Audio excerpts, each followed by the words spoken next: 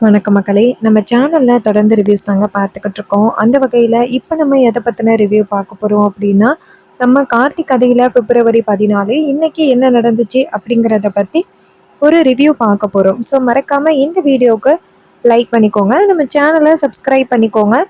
அந்த பக்கத்துல உள்ள பெல் ஐகானையும் கிளிக் பண்ணி ஆல்ன்னு செட் பண்ணிக்கோங்க. அப்பதாங்க அடுத்த வீடியோஸ் போடும்பொழுது உங்களுக்கு நோட்டிஃபிகேஷன் வரும். சரி வாங்க வீடியோக்குள்ள போலாம்.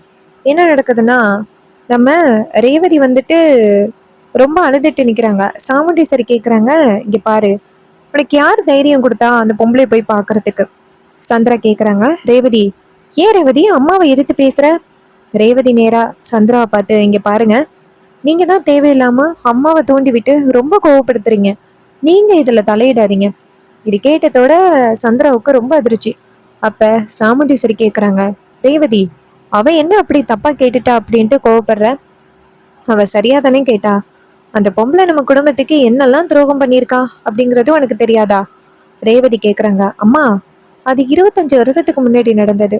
அவங்க அடைய வேண்டிய தண்டனை எல்லாமே அடைஞ்சிட்டாங்க. ஏம்மா, நான் ஒரு நிமிஷம் கேக்குறேன். எப்படி நீங்க அவங்களோட பையனை பிரிச்சு வச்சிருக்கீங்களோ அதே மாதிரி உங்ககிட்டேந்து என்ன யாராவது பிரிச்சா உங்களால தாங்கிக்க முடியுமா? சொல்லுங்க." இது கேட்டதோட சாமுண்டீஸ்வரிக்கு ரொம்ப அதிர்ச்சி. அப்ப நம்ம ரேவதி சொல்றாங்க, "அம்மா, இங்க பாருங்க, அவங்க பொண்ணு கேட்டு வந்ததுல எந்தவித தப்பும் இல்ல. எனக்கு நிச்சயமாகி இருக்கிறது அவங்களுக்கு தெரிஞ்சிருக்காது. இங்க பாருங்க, ஒருவேளை மகேஷுக்கும் எனக்கும் இந்த மாதிரி கல்யாண ஏற்பாடுகள் நடக்காம இருந்திருந்துச்சுன்னா, இந்த குடும்ப ஒத்துமைக்காக நான் கண்டிப்பா பாட்டியோட பேரனை கல்யாணம் பண்ணிக்கிறதுக்கு ஒத்துக்கிட்டு இருந்திருப்பேன். அப்பயாவது நம்ம குடும்பம் ஒண்ணு சேர்ந்திருக்கும்ல." அப்ப ரோகிணி சொல்றாங்க, "ஏய், எனக்கு அந்த பாட்டி கூட பேசினதே கொஞ்சம் கூட விருப்பம் இல்ல. அம்மா கிட்டயும் எதிர்த்து பேசுறது எனக்கு பிடிக்கவே இல்ல. இதுல அந்த பாட்டியோட பேரனை கல்யாணம் பண்ணிக்கிறேன்னு சொல்ற, அவன் எப்படி இருப்பான்? எதுன்னே தெரியாம இப்படி சொல்ற?" அப்ப ரேவதி சொல்றாங்க, "இங்க பாருக்கா, நான் என்ன சொன்னேன்னா குடும்ப ஒத்துமைக்காக தான் கல்யாணம் பண்ணிக்கிறேன் அப்படின்னு சொன்னேன். மத்தபடி எதுவுமே பேசல. நீங்க பாட்டுக்கும் திருச்சி பேசாதீங்க." இது கேட்டதோட சாமுண்டீஸ்வரி சொல்றாங்க, "ரேவதி, இதுக்கப்புறம் இந்த குடும்பத்தை பத்தி ஏதாவது பேசுனீன்னா அப்புறம் நான் மனுஷியாவே இருக்க மாட்டேன்." அப்ப ரேவதி சொல்றாங்க, "அம்மா, இதுக்கு மேல நான் என்னம்மா உங்ககிட்ட சொல்லி புரிய வைக்க முடியும்? இங்க பாருங்கம்மா, பாட்டி ரொம்ப பாவம். அவங்க வயசானவங்க. அவங்கள பத்தி ஏம்மா இப்படி பேசுறீங்க?" இது எல்லாத்தையுமே ராஜராஜாவும் மயில் வாகனமும் கேக்குறாங்க. அப்ப நம்ம ராஜராஜா நேரா மயில் வாகனத்தை பார்த்து, "நான் கேட்க முடியாத கேள்வி எல்லாத்தையுமே என் பொண்ணு கரெக்டா கேக்குறா." மயில் வாகனம் சொல்றாரு, "ஆமா மாமா, கண்டிப்பா ரேவதி பேசுறதுக்கு அத்தை எதுவும் மறுப்பு பேச மாட்டாங்க. நம்ம பேசினா மட்டும்தான் நமக்கு அடி விழும்."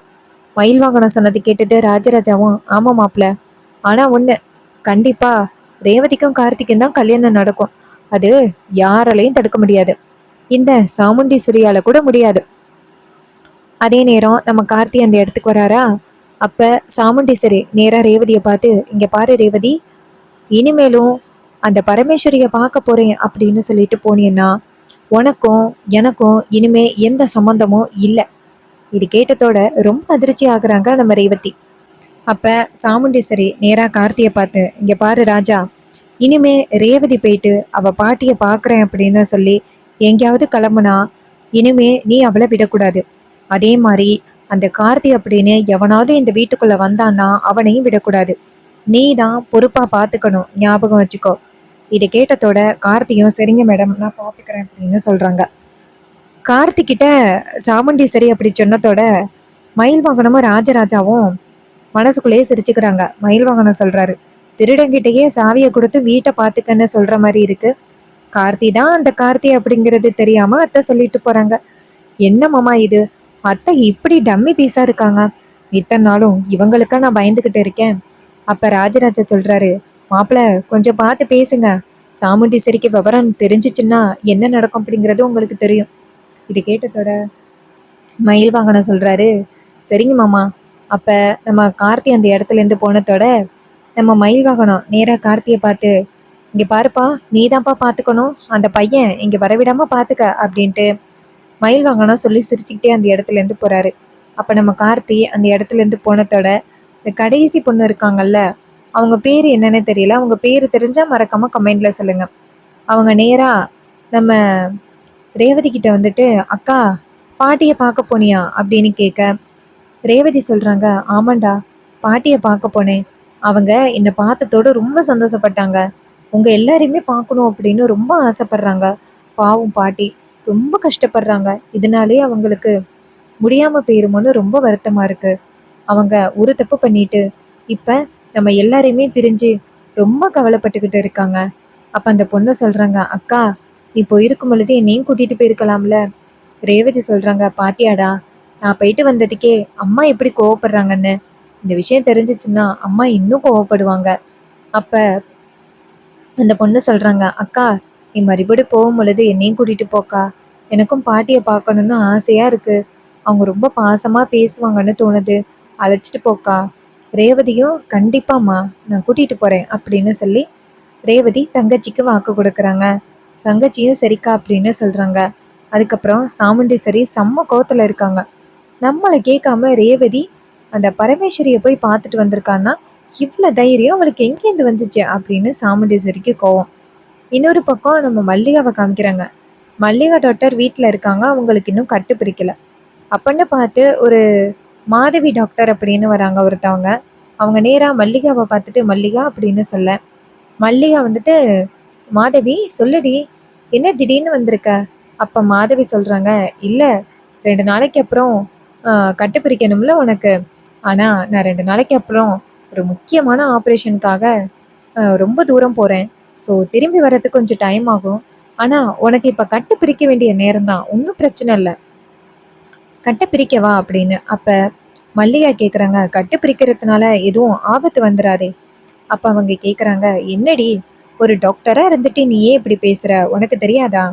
உடனே அவங்க சொல்றாங்க, சரி சரி கட்டப்பிரி, ஒன்றும் பிரச்சனை இல்லை. இது கேட்டதோட மாதவியும் சரி அப்படின்னு சொல்லிட்டு கட்டை பிரிக்கிறாங்க. கட்டை பிரிச்சதோட மல்லிகா கண்ணை மூடி இருக்கா. மாதவி சொல்றாங்க, லைட்டா கண்ணை தர, டாக்டருக்கு சொல்ல வேண்டியது இல்லை, லைட்டா கண் கூசும். அதுக்கப்புறம் நீங்க மறுபடியும் கண்ணை திறந்தீங்கன்னா கொஞ்சம் பிளர்ரா இருக்கும். அதுக்கப்புறம் மறுபடியும் கண்ணை திறந்தீங்கன்னா நல்லபடியா தெரியும். உடனே மல்லிகாவும் சரி அப்படின்னு சொல்லிட்டு ஃபர்ஸ்ட் கண்ணை மூடி திறக்கிறாங்க. கண்ணு கூசுது. மறுபடியும் கண்ணை மூடி திறக்கிறாங்க. அப்ப பிளர்ரா தெரியுது. டாக்டர் கேக்குறாங்க, என்னாச்சு அப்படின்னு. அப்ப மல்லிகா சொல்றாங்க, ரொம்ப பிளர்ரா இருக்கு டாக்டர். அப்ப டாக்டர் சொல்றாங்க, கொஞ்சம் நல்லா பாருங்க. உடனே மல்லிகாவும் சரி அப்படின்னு சொல்லிட்டு கொஞ்சம் நல்லா பாக்குறாங்க. அப்ப அவங்களுக்கு நல்லா தெரிய ஆரம்பிக்குது. அப்ப மல்லிகா சொல்றாங்க, டாக்டர் நல்லா தெரியுது டாக்டர். அப்ப டாக்டர் கேக்குறாங்க, சரி அந்த காலண்டர்ல 2வது லைன்ல என்ன இருக்குன்னு கரெக்டா சொல்லுங்க. மல்லிகாவும் சரி அப்படின்னு சொல்லிட்டு அந்த கேலண்டரை பார்த்து கரெக்டா சொல்றாங்க. இதை கேட்டதோட மாதவியும், அப்பாடா உங்களுக்கு கண்ணு சரியாயிட்டு, இனிமே எந்த பிரச்சனையும் இல்லை. உடனே நம்ம மல்லிகாவும் சரி ரொம்ப நன்றி டாக்டர். இது கேட்டதோட டாக்டரும் சரி மல்லிகா இதுல என்ன நன்றி, நம்மளோட கடமையை தானே செய்கிறோம், டாக்டருக்கு தெரியாதா? இது கேட்டதோட நம்ம மல்லிகா சிரிக்கிறாங்க. அப்புறமா டாக்டர் சொல்கிறாங்க, சரி இதை நான் க்ளீன் பண்ணிடவா? அதுக்கு மல்லிகா சொல்கிறாங்க, என் சர்வெண்ட் இருக்காங்க, அவங்க பார்த்துப்பாங்க, நீ போ அப்படின்னு. இது கேட்டதோட மாதவியும் சரி நான் போயிட்டு வரேன் அப்படின்னு சொல்லிட்டு போகிறாங்க. அப்போ அங்கே சர்வெண்ட் பொண்ணு வராங்க. வந்ததோட நம்ம மல்லிகா நேராக அந்த பொண்ணை பார்த்து, இங்கே பாருமா, கண்ணு சரியாகிட்டு நான் கோயிலுக்கு வரைக்கும் போயிட்டு வரேன் அப்படின்னு. இது கேட்டதோட அந்த பொண்ணும் சரிங்க டாக்டர் அப்படின்னு சொல்ல, மல்லிகா சொல்றாங்க, சரி நீ இந்த இடத்த மட்டும் க்ளீன் பண்ணிடு அப்படின்னு சொல்லிட்டு மல்லிகா நேராக கோயிலுக்கு கிளம்புறாங்க. கருப்பு கலர் கண்ணாடி போட்டுட்டு சாரி கட்டிக்கிட்டு நேராக கோயிலுக்கு போறாங்க. அந்த கோயிலுக்கு வாசல்ல போறாங்க. அப்பன்னு பார்த்து மாயாவையும் மகேஷையும் பாய்க்கிறாங்க. அவங்கள பார்த்ததோட டாக்டருக்கு ரொம்ப அதிர்ச்சி. இந்த 2 கேடியும் இங்க என்ன பண்ணிக்கிட்டு இருக்க அப்படின்ட்டு டாக்டர் பார்த்துக்கிட்டு இருக்காங்க. அப்ப மாயாவும் மகேஷும் அங்க வந்து உங்ககிட்ட, இங்க பாருங்க, இது மாதிரி மகேஷுக்கு கல்யாணம். சாதாரண ஆள் கிடையாது, சாமுண்டீஸ்வரி மேடம் இருக்காங்கல்ல, அவங்களோட 2வது பொண்ணை தான் மகேஷ் கல்யாணம் பண்ண போறாரு. இது கேட்டதோட அவங்களும், அப்படியா, சாமுண்டீஸ்வரி மேடத்துக்கு பல கோடி சொத்து இருக்குன்னு கேள்விப்பட்டேன். அவங்களுக்கு மொத்தம் 4 பொண்ணுங்க. 4 பொண்ணுங்கள்ல ஒரு பொண்ணோட சொத்தே பல கோடி லட்சம் போகும். மகேஷ் ரொம்ப கொடுத்து வச்சவன் தான்.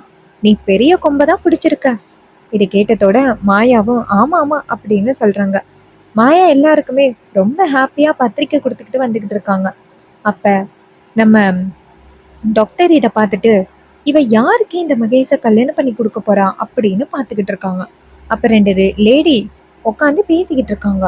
பாத்தியா, சாமுண்டீஸ்வரி இப்படி ஒரு பையனையா கல்யாணம் பண்ணி வைக்க போறா பொண்ணுக்கு? இருந்தாலும் அந்த மாயாவுக்கு ரொம்ப அதிர்ஷ்டம்தான். இந்த மாதிரி ஒரு கோடீஸ்வர இடத்துல அவங்களுக்கு பொண்ணு கிடைச்சது ரொம்ப பெரிய விஷயம்தான். பிடிச்சதும் பிடிச்சா நல்லா பெரிய புளியங்கொம்ப தான் பிடிச்சிருக்கா அப்படின்னு சொல்லி அங்க உள்ளவங்க எல்லாரும் பேசிக்கிட்டு இருக்காங்க. நம்ம மல்லிகா வந்துட்டு சாமுண்டீஸ்வரியா அப்படின்னு கேட்டதோட மல்லிகாவுக்கு ஷாக்கு. சரி, என்னன்னு தெரியல, நம்ம போயிட்டு சாமி கும்பிட்டுட்டு அதுக்கப்புறம் சாமுண்டீஸ்வரி கிட்ட என்னன்னு கேட்போம் அப்படின்ட்டு மல்லிகா நேரா கோயிலுக்குள்ள போயிட்டு அர்ச்சனை பண்றாங்க. சாமி பேருக்கு அர்ச்சனை பண்ணுங்க அப்படின்னு சொல்லிட்டு அர்ச்சனை பண்ணிட்டு வெளியில வராங்க. ஒரு காலை எடுத்து வெளியில வைக்கிறாங்க கோயிலை விட்டு.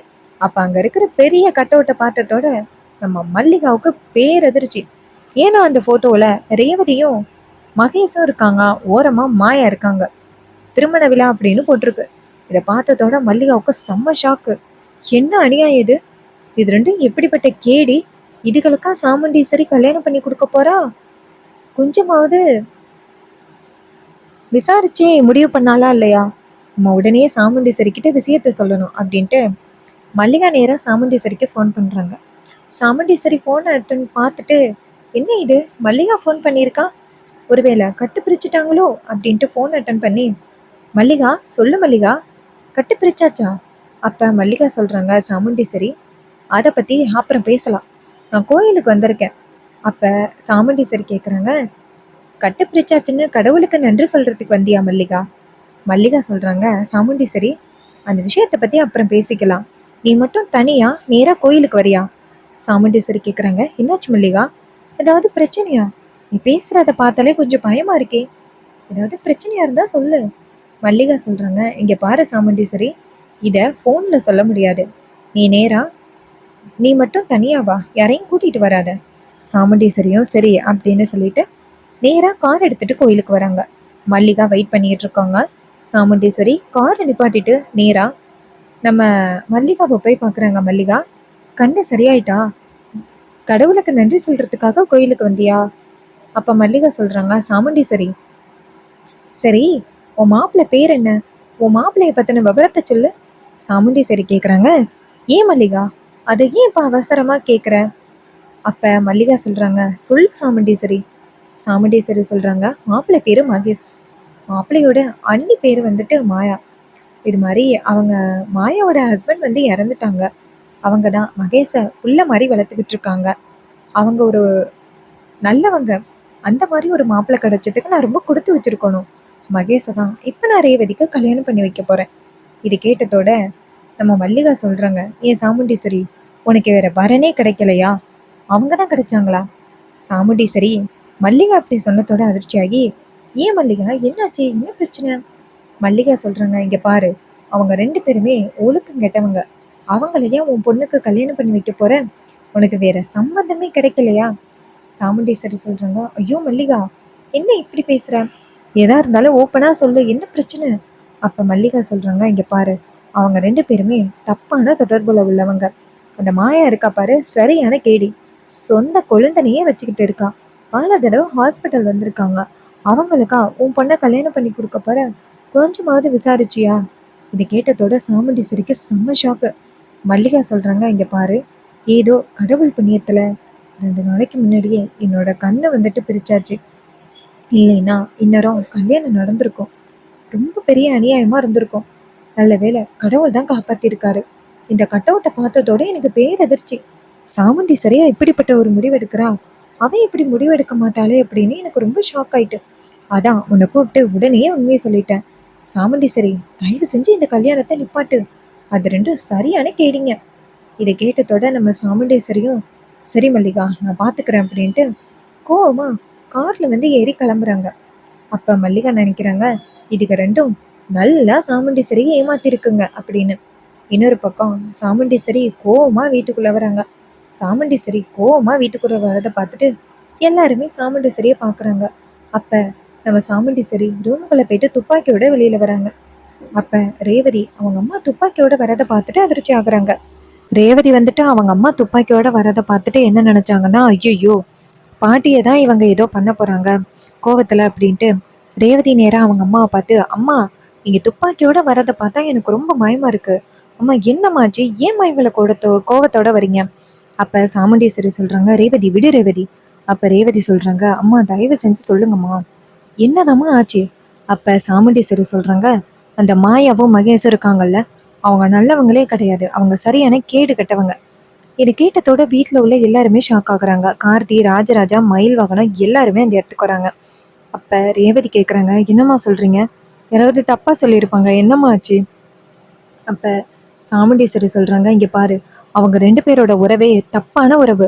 அன்னைக்கு ஹாஸ்பிட்டல்ல ஊரு ஃபுல்லா அவங்க 2 பேரையும் பத்தி தப்பா பேசுறாங்கன்னு சொன்னாங்கல்ல, அது எல்லாமே உண்மைதான். நம்ம தான் முட்டாள்தனமா இருந்திருக்கோம். இது கேட்டதோட ரேவதிக்கு செம்ம ஷாக்கு. அம்மா, மகேஷா அப்படி நடந்துக்கிட்டாரு? அப்ப சாமுண்டீஸ்வரி சொல்றாங்க, ஆமாண்டி, நம்மள நல்லா ஏமாத்திட்டாங்க. அவங்க 2 பேருமே நான் சும்மா விட மாட்டேன் அப்படின்னு. இன்னொரு பக்கம் மயில்வாகனமும் ராஜராஜாவும் சந்தோஷப்படுறாங்க. மயில்வாகனம் சொல்றாரு, மாமா ஒரு வழியா இந்த கல்யாணம் நின்றுடுச்சு.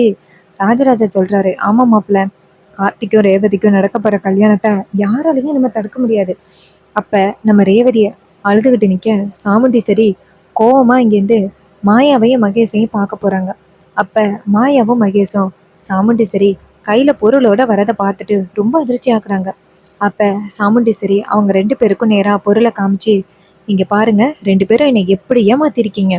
மாயா கேக்குறாங்க, மேடம் என்னாச்சு மேடம், ஏன் மேடம் இவ்வளோ கோவமா வந்துட்டீங்க? யாராவது ஏதாவது எங்களை பத்தி தப்பா சொன்னாங்களா? அது எல்லாமே பொய்யா இருக்கு மேடம். சாமுண்டீஸ்வரி சொல்றாங்க, ஏய், இப்பதான் என் ஃப்ரெண்டு மல்லிகா உங்க 2 பேரோட கேடித்தனத்தை என்கிட்ட சொன்னான். 2 பேரும் எத்தனை தடவை ஹாஸ்பிட்டல் போயிருக்கீங்க? 2 பேரும் சரியான கேடியா இருந்துகிட்டு உங்களுக்கு ஏன் பொண்ணு கேக்குதா? உங்க 2 பேரையும் சும்மா விட மாட்டேன். அப்ப அந்த மாயா சொல்றாங்க, மேடம் இங்க பாருங்க, என் மேல எந்த தப்பும் இல்லை, யாரோ ஒருத்தவங்க உங்ககிட்ட எங்களை பத்தி தப்பா சொல்லியிருக்காங்க. அப்ப சாமுண்டீஸ்வரி சொல்றாங்க, உங்க 2 பேரை பத்தி என்கிட்ட சரியா சொல்லியிருக்காங்க. 2 பேரும் என்கிட்டேருந்து தப்பிக்க பார்க்காதீங்க, உங்க 2 பேரையும் சும்மா விட மாட்டேன். அப்ப மாயா நேரா சாமுண்டீஸ்வரியை பார்த்து, மேடம் யாரோ உங்ககிட்ட எங்களை பத்தி தப்பா சொல்லியிருக்கிறதுனால தான் இப்படி கோவப்படுறீங்க. யாரு, அந்த டிரைவர் தானே? சாமுண்டீஸ்வரி சொல்றாங்க, ஏய் மல்லிகா, நீங்க 2 பேரும் எப்படிப்பட்ட கேடி அப்படிங்கிறத ஆதாரத்தோட என்கிட்ட நிரூபிச்சுட்டா. உங்க 2 பேருக்கும் என்ன கனெக்ஷன் இருக்கு அப்படிங்கிறதையும் சொல்லிட்டான். உங்க 2 பேரையும் நான் சும்மா விட மாட்டேன் அப்படின்ட்டு சாமுண்டீஸ்வரி பொருளை அவங்க 2 பேருக்கும் நேரா காமிக்க அவங்க 2 பேரும் பயந்து போய் நிக்கிறாங்க. இன்னொரு பக்கம் ரேவதி உண்மை தெரிஞ்சதோட கத்தி கதறி அழுதுகிட்டு உட்காந்துருக்காங்க. ஏன்னா ரேவதி மகேஷை காதலிச்சாங்கல்ல, அதனால இத்தனை நாளும் மகேஷ் வந்துட்டு தன்னை காதலிச்ச மாதிரி நடிச்சுக்கிட்டு இருந்தாருன்னு தெரிஞ்சதோட ரேவதிக்கு ரொம்ப கவலையாயிருச்சு. அப்ப கார்த்தி நேரா ரேவதி கிட்ட போயிட்டு கவலைப்படாதீங்க அப்படின்ட்டு ஆறுதல் சொல்றாரு. ஸோ அதோட இன்னைக்கான எபிசோட ரொம்ப சூப்பராக வந்து ஃபினிஷ் பண்ணியிருக்காங்க. ஸோ அப்கமிங் எபிசோடில் என்ன நடந்துச்சு, என்னெல்லாம் நடக்க வாய்ப்புகள் இருக்குது அப்படிங்கிறத பற்றி தெரிஞ்சுக்கணுன்னாலும் அண்ட் ப்ரொமோ பற்றின ரிவ்யூ பற்றின ரிவ்யூ எல்லாம் பார்க்கணும் அப்படின்னா மறக்காமல் நம்ம சேனலை சப்ஸ்கிரைப் பண்ணிக்கோங்க. பக்கத்தில் உள்ள பெல்லைக்கானையும் கிளிக் பண்ணி ஆல்ல செட் பண்ணிக்கோங்க. அப்போ தாங்க அடுத்த வீடியோஸ் போடும் பொழுது உங்களுக்கு நோட்டிஃபிகேஷன் வரும், பார்க்கலாம். தேங்க்ஸ் ஃபார் வாட்சிங்.